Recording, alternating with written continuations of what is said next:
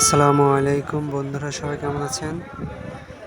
এখন আমি আছি ঈশ্বরদী রেলওয়ে জংশন স্টেশনে এবং আপনারা দেখতে পাচ্ছেন স্টেশনের ২ নম্বর প্ল্যাটফর্মে একটি ট্রেন প্রবেশ করতেছে।